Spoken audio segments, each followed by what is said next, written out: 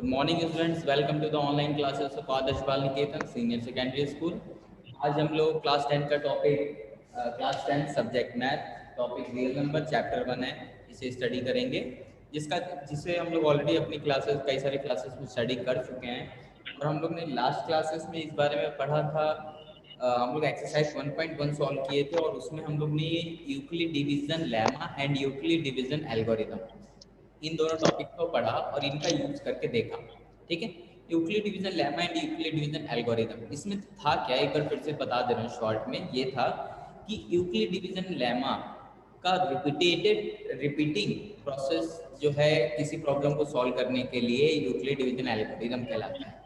तो यानी कि यूक्लिड डिवीजन लेमा क्या है, इसको देखते हैं। यूक्लिड डिवीजन लेमा ये कहता है कि अगर आप कोई भी दो पॉजिटिव इंटीजर उठाएंगे सेट ऑफ इंटीजर्स में से, तो उन दोनों पॉजिटिव इंटीजर्स में से छोटे वाले को डिवाइजर और बड़े वाले को डिविडेंड मान के डिवाइड करेंगे तो आपको दो और इंटीजर मिलेंगे क्यू एंड आर, जो कि एक कंडीशन को सेटिस्फाई करेंगे। वो कंडीशन क्या होगी, dividend is equal to divisor into quotient plus reminder.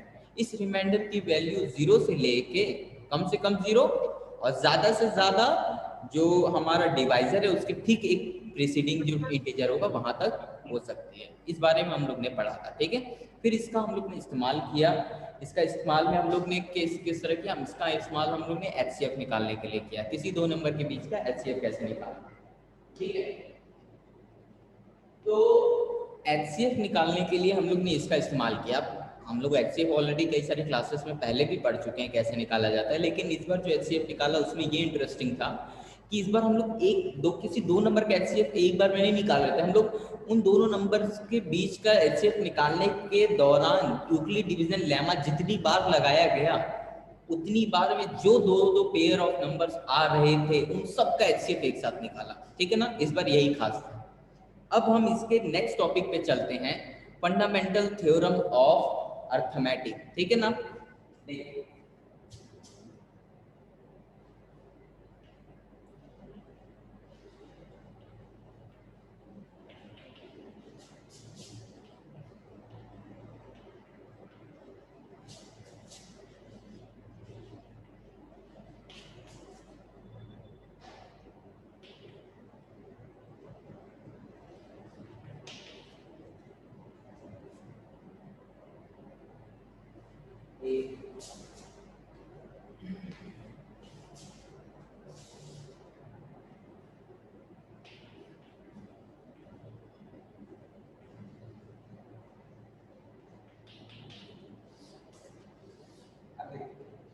Fundamental theorem of arithmetic. Fundamental theorem of arithmetic को समझने से पहले हम लोग पहले वर्ड को ही समझ लेते क्या है थ्योरम। वर्ड मतलब आपको पता है, मैंने पहले कई बार बताया। ठीक है, hello hello Neha Jahangir, keep your mic mute. Okay okay sir. आपको हमेशा बोलना पड़ता है, आप समझदार हो खुद से। देखिए, fundamental theorem of arithmetic, fundamental का मतलब क्या है, अर्थमेटिक का मतलब क्या है। देखिए फंडामेंटल का फंडामेंटल मतलब जैसे आपने साइंस में भी ये वर्ड कई बार सुना होगा फंडामेंटल का। देखिए फंडामेंटल होता है कि जो हम लोग के हिंदी में कहते हैं मूलभूत, क्या है, मूल रूप से क्या चीजें हैं। जैसे कि कोई भी चीज का जो मेन पॉइंट होता है, किसी का भी सेंटर होता है ना, उसी को फंडामेंटल बोलते हैं। फंडामेंटल सबसे बेसिक, जैसे कि पूरी मैथ जो है, पूरी मैथ में जितने भी आप ऑपरेशन करेंगे, जितने भी आप गुणा भाग वगैरह करेंगे, वो चार ही फंडामेंटल ऑपरेशन पे डिपेंड करता है, चार बेसिक ऑपरेशन पे। फंडामेंटल यानी बहुत बेसिक। ठीक है ना, division, multiplication and subtraction, addition. ठीक है ना, तो इसी तरह फंडामेंटल होता है सबसे बेसिक फॉर्म। ठीक है ना, इसके बाद आता है थ्योरम, आपको पता ही है। तो हम लोग सबसे बेसिक फॉर्म का एक थ्योरम पढ़ेंगे जो कि अर्थमेटिक से रिलेटेड है। अर्थमेटिक क्या है, देखिए मैथ्स जो है ना, वो उसकी कई सारी ब्रांचेस होती हैं एक एक स्टडी करने की। एक ब्रांच होती है अर्थमेटिक, एक होती है अलजेब्रा, है ना, ये हम लोग अर्थमेटिक स्टडी कर रहे हैं। इसके बाद हम लोग अलजेब्रा स्टडी करेंगे, है ना। फिर एक होता है ज्योमेट्री, एक होता है आपका नंबर सिस्टम। ठीक है ना, बहुत सारे होते हैं, तो एक एक करके सबको स्टडी करते हैं हम लोग। तो उसी में से है, फिर इन सबके और कई सारे ब्रांचेस बाद में निकल के आए हैं। जिसको आप लोग अपने हायर क्लास में पढ़ेंगे। तो फंडामेंटल थ्योरम ऑफ अर्थमेटिक्स, तो arithmetic is a branch of mathematics in which arithmetic is a branch of mathematics in which we deal with numbers, in which we deal with the numbers। हम लोग एक ऐसे branch of mathematics के बारे में बात कर रहे हैं जिसमें हम लोग सिर्फ और सिर्फ नंबर्स के बारे में बात करेंगे, नंबर से रिलेटेड कुछ काम करेंगे, ठीक है ना। तो उसी वो आता है अर्थमेटिक के अंदर। जब हम उस नंबर्स को किसी लेटर से डिनोट करने लगते हैं एक्स वाई जेड, तो वो अलजेब्रा बन जाता है, ठीक है ना। यही चीज है अंतर। तो अब हम लोग अपने टॉपिक पे आते हैं, क्या है ये fundamental theorem of arithmetics. Actual में ये फंडामेंटल थ्योरम ऑफ अर्थमेटिक आप पहले से पढ़ चुके हैं। इसकी कहानी शुरू होती क्लास 8 से। क्लास 8 में आप लोग ने इस टॉपिक को एक बार पहले भी पढ़ा है। क्या है क्लास 8 में आप लोग ने कोई एक टॉपिक पढ़ा होगा जिसका नाम था प्राइम फैक्टराइजेशन। 9th में भी पढ़ा है इसको। होता क्या था कि हम लोग किसी भी नंबर को उसके फैक्टर्स में लिखते थे मल्टीपल में, जबकि वो सारे के सारे फैक्टर कोई ना कोई प्राइम नंबर होते थे, ठीक है ना। एक बार याद दिला रहा हूँ, देखिएगा। जैसे कि एक नंबर ले लिया आपने 18, ठीक है ना। तो 18 का आप क्या करते थे, प्राइम फैक्टराइजेशन करते थे। तो पहला सबसे छोटा प्राइम नंबर लेते 9 आ गया, फिर 3 से करते 3 आ गया, फिर 3 से करते 3 आ गया, ठीक है ना। तो यानी कि इस 18 को हम लोग 2 into 3 into 3 लिख सकते हैं। ये तीनों प्राइम नंबर है ना। तो ये देखिए हमने 18 को 3 पार्ट में फैक्टर भाग बांट दिया, भाग दे दिया, और वो तीनों के तीनों प्राइम है, ठीक है ना। तो यही बोल रहा है कि प्राइम फैक्टराइजेशन आप लोगों ने पढ़ा है ना, ये और कोई नहीं, फंडामेंटल थ्योरम ऑफ अर्थमेटिक यही है, ठीक है ना। बस इसमें नया क्या है और किस तरह से संबंध है, जैसे कि आप एचसीएफ पहले से जानते थे, लेकिन इसमें नया क्या था वो मैंने बताया। इसी तरह आप प्राइम फैक्टराइजेशन मेथड को फिर से इस बार पढ़ोगे, लेकिन इसमें नया क्या है वो मैं बताऊंगा, ठीक है ना। तो यहाँ ध्यान दीजिए कि इसका प्राइम फैक्टराइजेशन हो गया। अब देखिए ये 18 जो है, ध्यान दीजिएगा, ये तीनों तो प्राइम है, ये तीनों के तीनों प्राइम नंबर है, लेकिन ये 18 क्या है, कंपोजिट नंबर।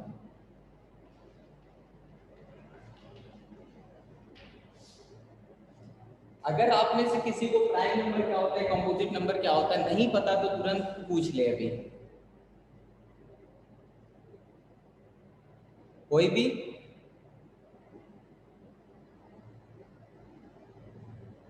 ओके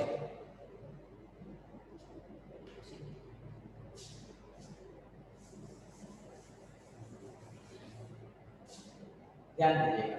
तो प्राइम फैक्टराइजेशन मेथड को ही हम लोग दोबारा देखेंगे।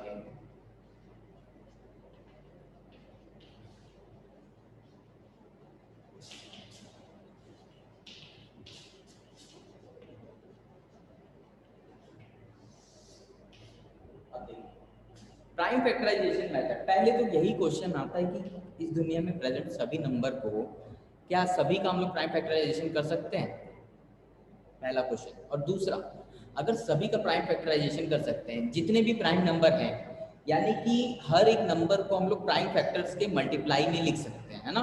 जैसे कि कोई भी नंबर आप ले लें, चाहे 18 ले लें या 12 ले लें, 16 ले लें, जो भी नंबर, इन सब के सबको आप लोग प्राइम नंबर्स के मल्टीप्लाई में लिख सकते हैं। जैसे इसका मैंने देखा 2 into 3 into 3, इसका देखिए 2 into 3 into 2, है ना।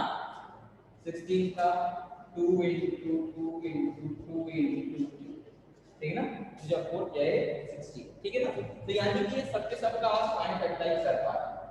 तो क्या हम लोग सभी ये सारे के सारे प्राइम है क्या, मतलब हर एक नंबर को हम लोग उसका प्राइम फैक्टराइजेशन कर सकते हैं।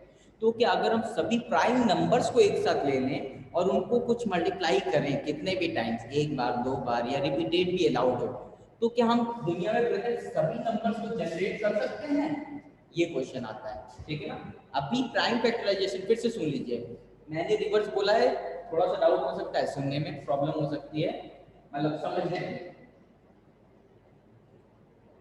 समझने में डाउट हो सकता है, फिर से सुन लीजिएगा। दुनिया में प्रेजेंट कोई भी नंबर का आप प्राइम फैक्टराइजेशन कर सकते हैं। तो क्या आप सेट ऑफ प्राइम नंबर्स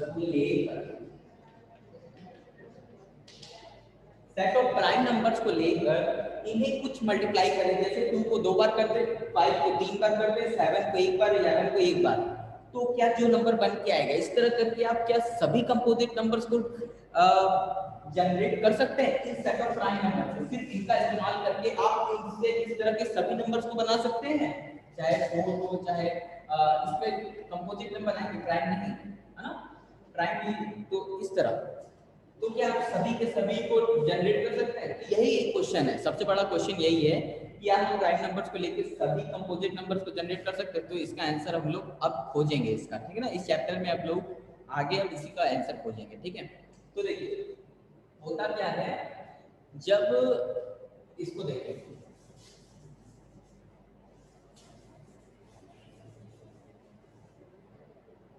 इसको देखिएगा, जब आपका ये वाला टॉपिक आता है, पेज नंबर अगर आपके पास आपने बुक ओपन कर रखी तो पेज नंबर 8 देखिएगा, उसमें लिखा है फंडामेंटल थ्योरम ऑफ अर्थमेटिक, ठीक है, उसकी डेफिनेशन देखिए और आपको क्लियर हो जाएगा।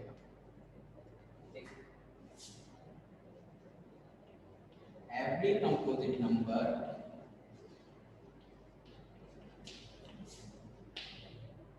Composite number can be expressed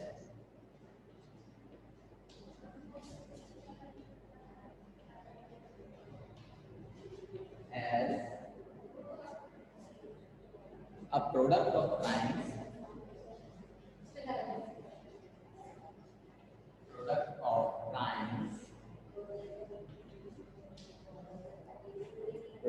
primes and this factorization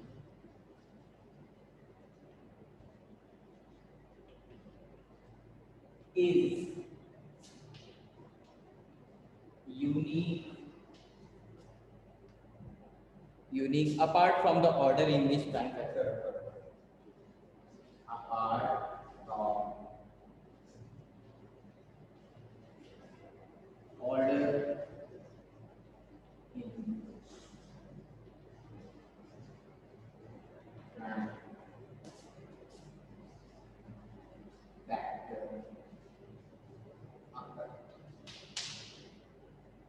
ध्यान दीजिएगा, every composite number can be expressed as a product of prime and this factorization is unique apart from the order in which the factors occur. देखिए इसका मतलब ये है, जो हमको का क्वेश्चन था, क्या हम सेट ऑफ प्राइम्स नंबर को एक साथ ले लें और उनको कुछ भी मल्टीप्लाई करें, कई चाहे 2-3 लोगों को या कई सारे लोगों को मल्टीप्लाई करें या एक ही नंबर को कई बार मल्टीप्लाई करें, लेकिन सारे के सारे प्राइम होने चाहिए। जब उनको मल्टीप्लाई करें तो क्या हम सभी कंपोजिट नंबर को बना सकते हैं? क्या कोई ऐसा है जो छूट जाएगा? नहीं, ऐसा कोई नंबर नहीं है जो छूटेगा, ठीक है ना। एक बात और ध्यान रखिएगा, how many prime numbers are there in the world, मतलब how many prime numbers are there in the mathematics, there are infinitely many prime numbers, okay, there are infinitely many, ठीक है। इसी तरह how many composite number are there, there are infinitely many composite numbers. So okay, so by the set of some prime numbers you can generate each of the composite numbers, okay. So that is what here it is saying. What is it saying? That every composite number, every composite मतलब हर एक, every composite number can be expressed, हर एक composite number को product of primes में लिखा जा सकता है, कई सारे प्राइम नंबर से मल्टीप्लाई करके उसे बनाया जा सकता है। और दिस फैक्टराइजेशन, ये जो फैक्टराइजेशन बन के आएगा ना, जैसे 18 का क्या बन के आया, 2 into 3 into 3, ठीक है ना, 2 into 3 into 3, या 16 का 2 into 2 into 2 into 2, ये जो बन के आता है, ये जो तरीका होगा ना, ये यूनिक होगा अपने आप में। यूनिक कैसे? यूनिक कुछ इस तरह होगा कि ऐसा सिर्फ और सिर्फ एक ही तरीका होगा, वो सेट ऑफ नंबर्स फिक्स होंगे, जैसे कि अभी मैं बता रहा हूँ एग्जांपल, ये डेफिनेशन है, इसे दिमाग में रखिएगा और हमेशा याद रखिएगा, काम आएगा अगर आप आगे भी मैथमेटिक्स पढ़ते हैं तो, ठीक है ना। तो देखिए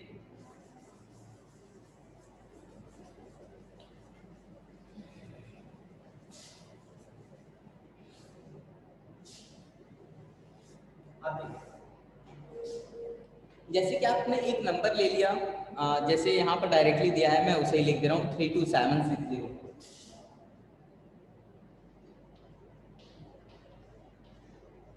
32760, ठीक है ना। इसका हम लोग प्राइम फैक्टराइजेशन जब करेंगे तो रिजल्ट निकल के आएगा ये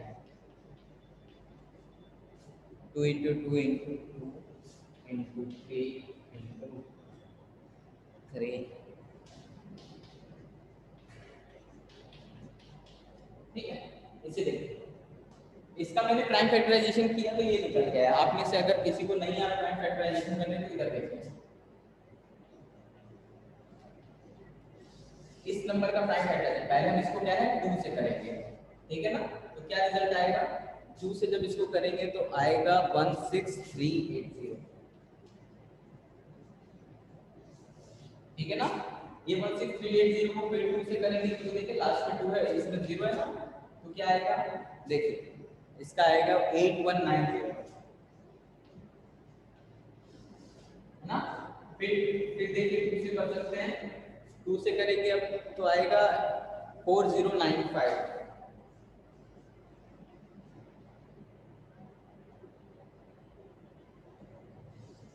ठीक है ना। अब इस 4095 को आगे मैं यहाँ पे कर दे रहा हूँ, लास्ट में 5 आ गया तो ये ऑफ कोर्स 3 से 5 से किसी से जाएगा, जब आप चेक करेंगे ये 3 से जाएगा, ठीक है ना। 3 से ये कैंसिल हो जाएगा 1365, ठीक है ना। फिर 3 से करेंगे, ठीक है, ये हो जाएगा आपका 4 4 5। अब देखिए ये 5 से जाएगा, 5 से ये जाएगा 4 5 91, अब 91 हो जाएगा 13 में, 7 91 7 7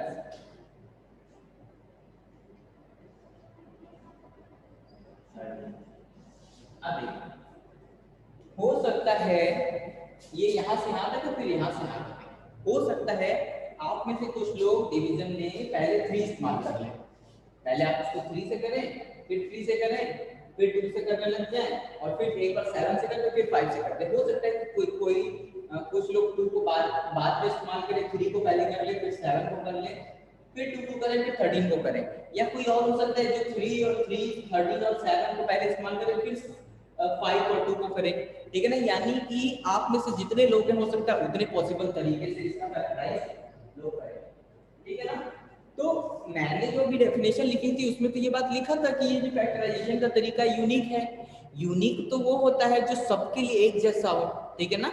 यूनिक मतलब वो एक ही रूप होता है, उसका और कोई तरीका नहीं होता है रिप्रेजेंट करने का, ठीक है ना। उसका एक ही रूप होता है। There is a unique identity for each person, there is a unique face of each person, there is a unique fingerprint of each person, okay. तो मतलब यूनिक तो एक ऐसा चीज है जो चेंज नहीं होता, वो फिक्स रहता है सबके लिए।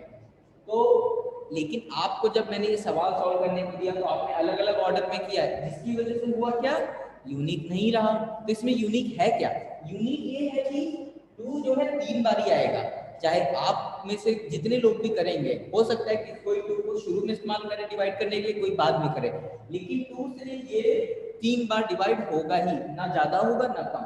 3 जो है 2 बार आएगा और 5 एक बार, 7 एक बार, 13 एक बार। ऑर्डर इधर उधर हो सकता है, ऑर्डर यानी कोई नंबर आगे पीछे हो सकते हैं, बट रिजल्ट यही होगा, ठीक है ना। तो इसीलिए बोल रहा है कि अगर हम उनके आ रहे ऑर्डर्स को कंसीडर ना करें तो हमारा रिजल्ट यूनिक होगा। ऑर्डर को कंसीडर ना करें, ऑर्डर को कंसीडर करेंगे तो यूनिक नहीं होगा। यानी कि ये देखिए 2 into 2 into 2 into 3 into 3 into 13 into 7 into 5, ये भी 3 to 7 इन सबको भी मल्टीप्लाई करेंगे तो यही रिजल्ट आएगा। लेकिन इन दोनों रिजल्ट में ये नीचे वाले में और ऊपर वाले में ये अंतर है कि इन दोनों का ऑर्डर सर अलग है। तो यहाँ पर आपको ऑर्डर को कंसीडर नहीं करना है। सर क्या होगा, यस सर क्लियर नहीं दिख रहा, क्या हो गया, क्लियर नहीं दिख रहा, धुंधला धुंधला दिख रहा है। और किसी को भी Yes, sir. ओके, यहाँ तो क्लियर दिख रहा है।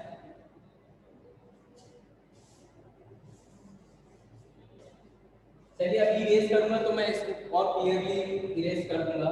ठीक है, एक बार समझने की कोशिश करिएगा। आपकी बुक में भी यही दिया है, बुक में पेज नंबर 8 ओपन कर लीजिए।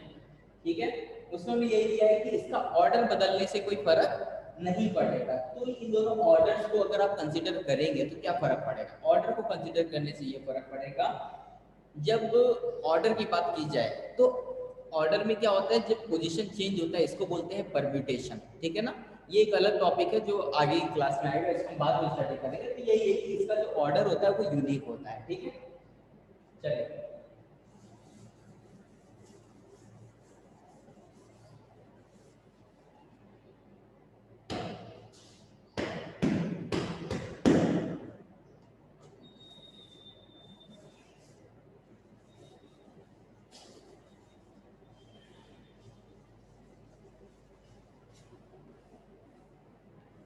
चलिए, अब हो गया बोर्ड क्लियर?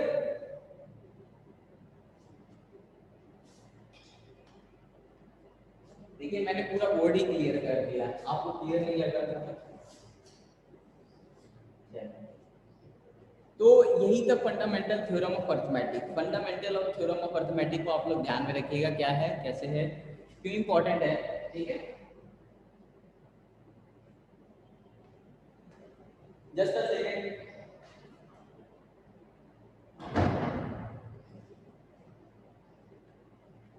थोड़ा क्लियर लग रहा है क्या आप देखिएगा। अब हम लोग इसमें चैप्टर का ही कुछ एग्जांपल्स को देखेंगे कि इसके अलावा फंडामेंटल थ्योरम ऑफ अर्थमेटिक किस लिए इस्तेमाल होता है। ठीक है ना, तो फंडामेंटल थ्योरम ऑफ अर्थमेटिक से आप लोग क्या समझते हैं? फंडामेंटल थ्योरम ऑफ अर्थमेटिक से हम लोग ये समझते हैं किसी भी कंपोजिट नंबर को उसके प्राइम फैक्टराइजेशन के मल्टीपल में लिखा जा सकता है, और वो जो तरीका होगा वो यूनिक होगा अगर हम उसके ऑर्डर को कंसिडर ना करें। ठीक है ना, अब इसका नेक्स्ट देखिए, इसमें एक एग्जाम्पल नंबर 5 है। Consider the number 4n where n is the natural number. Check whether there is any value of n for which 4n ends with a 0. जैसे मैं शॉर्ट लिख रहा हूँ क्वेश्चन,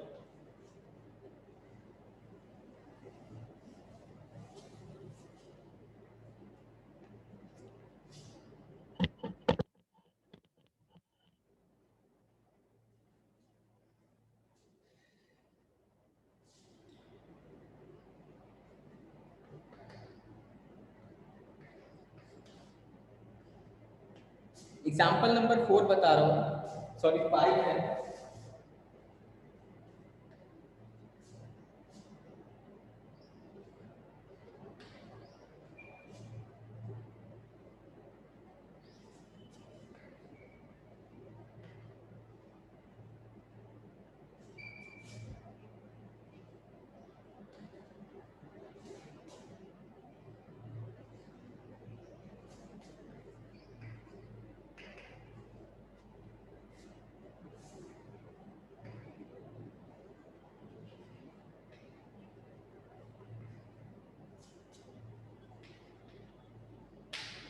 अब दिख रहा है क्लियर कि नहीं दिख रहा है, ये तो बताइए।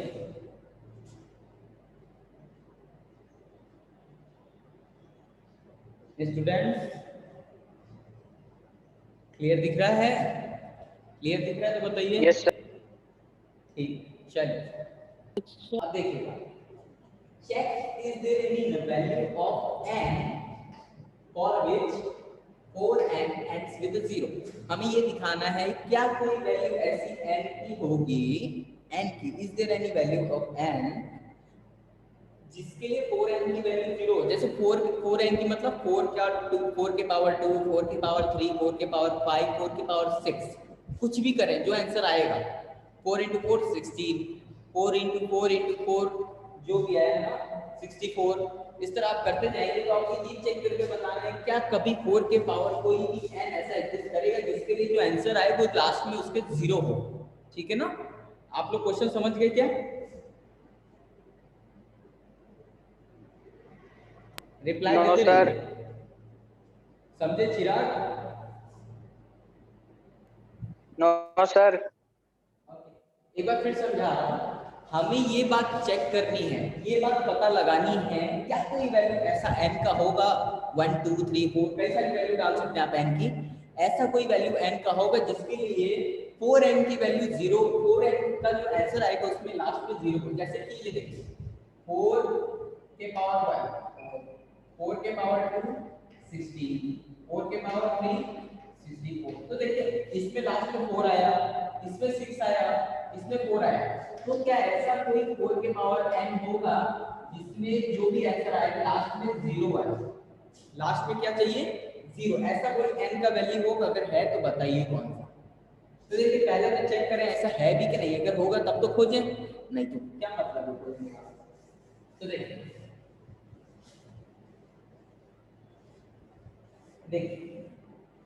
कैसे होगा इसका, ये देखिए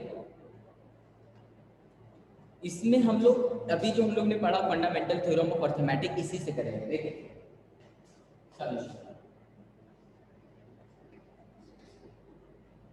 देखिएगा, if a number 4n for any where ends with a digit 0 then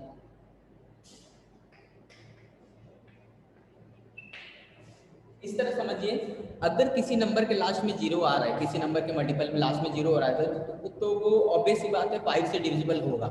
समझ के, चाहे वो 10 है 5 से डिविजिबल, 20 5 से डिविजिबल, 30 5 से डिविजिबल, 400 5 से डिविजिबल, 610 5 से डिविजिबल है। तो मतलब जिस भी नंबर के लास्ट में 0 आएगा वो 5 से डिविजिबल होगा। ठीक है, if a number 4n ends with 0, so it must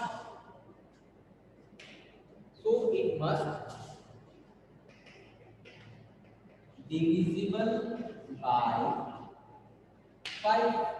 So it must be divisible by 5,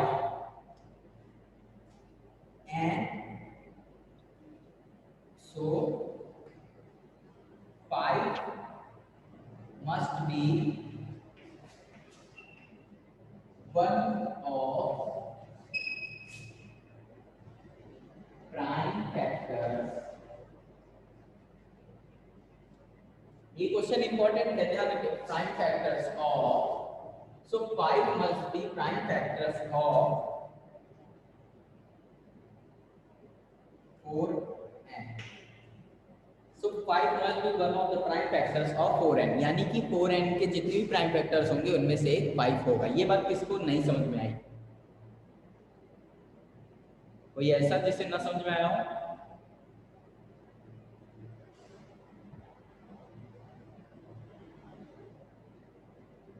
okay ठीक। सो 5 must be one of the prime factors of 4n। 5 जो है 4n को डिवाइड करने वाला कोई ना कोई 5 भी जो है 4n को डिवाइड करने वाले नंबर्स में से होगा। अब अगर 5, लेकिन 4n के जो प्राइम फैक्टर्स हैं वो है कौन कौन? But 4n is equal to 2 into 2 into 2 के power n, which is equal to 2 to the power 2n। So 4n only have 2 as prime factors। So 4n only have 2 as a prime factors, prime factor। ठीक है ना? तो 4n में जो भी prime factor होंगे वो कौन होगा? 2 होगा। लेकिन इससे ये बात तो साबित नहीं होती कि 5 नहीं होगा। ये बात तो साबित हो रही है कि 2 है इसमें, लेकिन क्या ये बात साबित हो रही है कि 5 नहीं है? अभी तक तो साबित नहीं हुई। लेकिन फंडामेंटल थ्योरम ऑफ अर्थमेटिक ये कहता है कि किसी भी नंबर का अगर जो प्राइम फैक्टर होगा वो यूनिक होगा, यानी कि एक ही तरीका होगा, उसके अलावा और कोई तरीका होगा ही नहीं। तो इसका तो एक तरीका ये हो गया, तो इसके अलावा और कोई तरीका नहीं होगा। ठीक है ना? फंडामेंटल थ्योरम ऑफ अर्थमेटिक अब यहाँ पर कैसे लगेगा ये बात समझा रहा है। ठीक है ना? फिर से समझ लीजिए, 4n का prime factor 2 to the power 2n के टर्म्स में होगा, यानी कि 2 इसके प्राइम फैक्टर में तो होगा। 2 इसके प्राइम फैक्टर में होगा, लेकिन 5 इसके प्राइम फैक्टर में नहीं होगा, ये बात अभी तक साबित नहीं हुई है। ये बात तो अब ऐसे साबित होती है कि find the fundamental theorem of arithmetic ये कहता है कि किसी भी नंबर का प्राइम फैक्टर तभी किसी भी नंबर का प्राइम फैक्टर जो होता है वो यूनिक होता है अपने आप में, यानी कि इसका तो ये टर्म आ गया, ये अपने आप में यूनिक हो गया, यानी कि इसके अलावा और कोई नहीं हो सकता है। सो 5 can not be prime factor of this, ठीक है ना। So by applying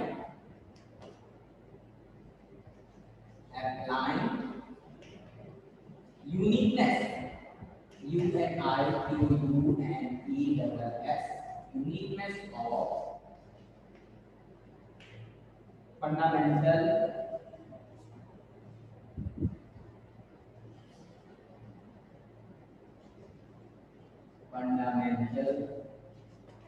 theorem of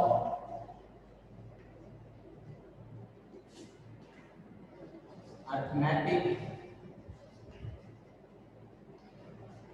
fundamental theorem of arithmetic prime factorization is 5 cannot be prime factor of 5 can't be या फिर cannot be prime factor of 4n. 5 cannot be prime factor of 4n. आप में से सबको समझ में आया ये? कोई ऐसा जिसे नहीं समझ में आया? सर फिर से बताना। ठीक, ध्यान से सुनो।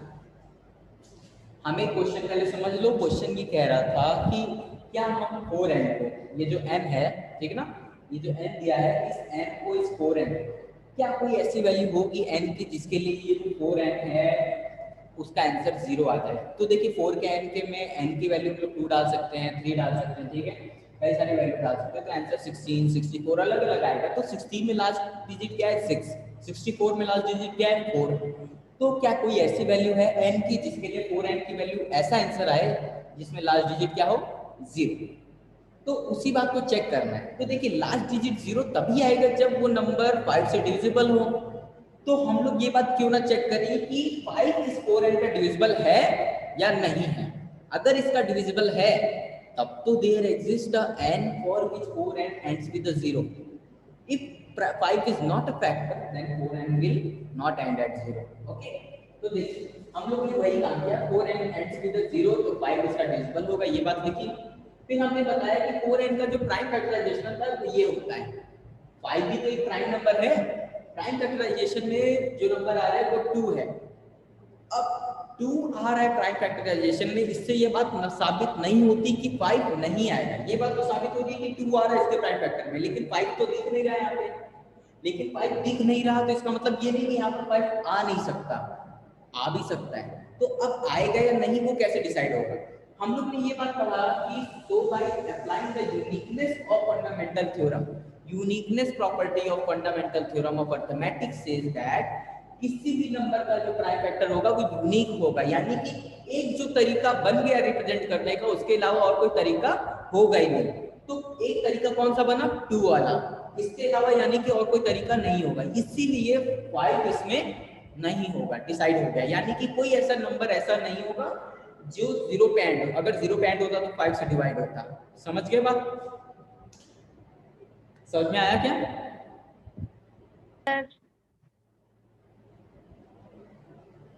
चलिए ठीक है, आज की क्लास के लिए इतना ही। आज हम लोग अपनी नेक्स्ट क्लास में इसे आगे प्रोसीड करेंगे, ठीक है। आप सब लोग अपनी क्लियर कॉपीज कंप्लीट करके मुझे भेजिए ताकि मैं चेक कर दूं। एंड सेकंड थिंग, पढ़ते रहिए, कल आपका टेस्ट होगा, ठीक है। Thanks for the class. Sir किस चीज का टेस्ट? चैप्टर 2 का पॉलिनोमियल्स। क्लास में रहो, क्लास के बाहर नहीं, समझे? इस चीज का